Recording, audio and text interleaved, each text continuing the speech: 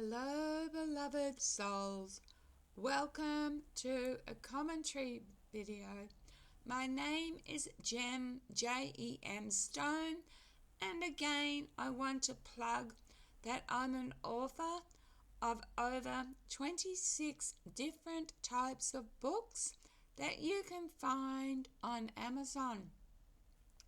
This is continuing the theme about loneliness, and my video is Loneliness, Trauma and Addiction, the Forgotten People.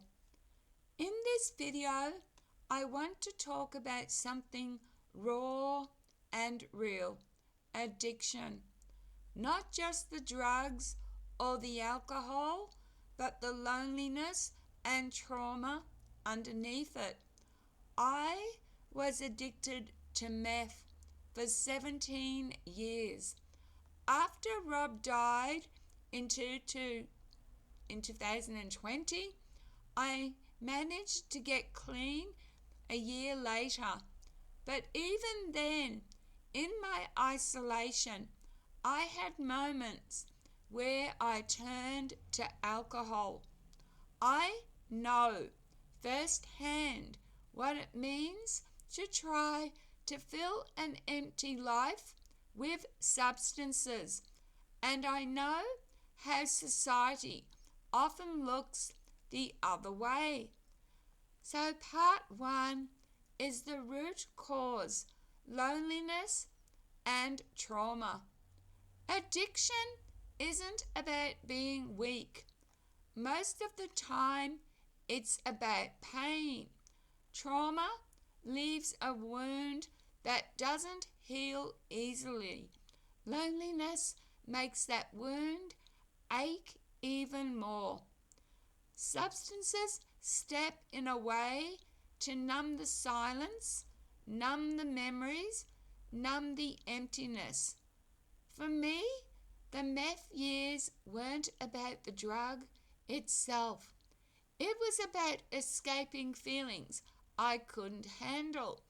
These feelings I've already shared about my sexual abuse and my life.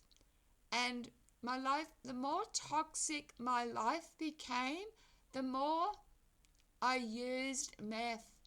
And then after Rob passed, the loneliness was so heavy that alcohol became another way to fill that void, even after I was clean. Part 2 is the spiral. Once you start, addiction creates its own isolation. Friends disappear. Family doesn't know what to say, and sometimes they say bye-bye as well. Society writes you off as a lost cause, and the lonelier you feel, the more you go back to the very thing that's killing you. It's a cycle that traps millions.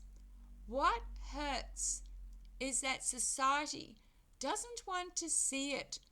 People look away from the homeless person on the street, or they shake their heads at the drug addict.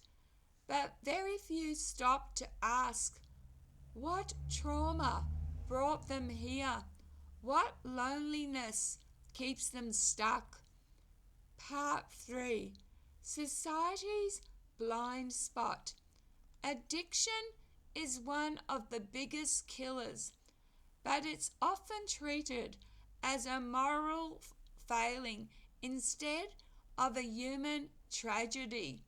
Society spends more energy punishing addicts rather than healing them. We lose people every single day, not because they're bad, but because they're hurting and nobody is listening. And the truth is, anyone can fall into it. When isolation gets too heavy, when grief becomes unbearable, substances can feel like the only escape. Part 4 is the way forward. The opposite of addiction isn't just sobriety, it's connection, it's love, community, and being seen. People don't just need detox programs, they need belonging. They need someone who doesn't look away. I got clean, but what helped me stay clean was finding small anchors. My dog, my family, even though I only hear once a week, that's enough for me to hold on. My writing, my inner world, my YouTube videos, which I'm grateful for every view I get. Not everyone, though, has these anchors, which is why compassion is so important. So, if you're struggling with addiction right now, please know you are not alone. Your pain doesn't make you less human. It makes you human. Trauma and loneliness can break us, but they don't have to define us. And if society won't see you, I will, because no one should be forgotten. And I'm going to follow up with a few small coping practical ideas. I also want you to know that I think this is worldwide. I do recommend SMART.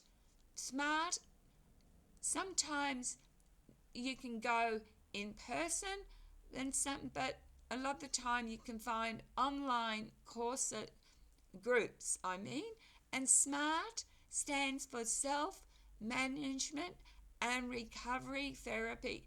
I went through SMART. I first was a participant and later I offered time as a volunteer. Maybe that's the way forward for you. But I'm here for you as well. Thank you for watching. Please be kind to each other and to yourselves.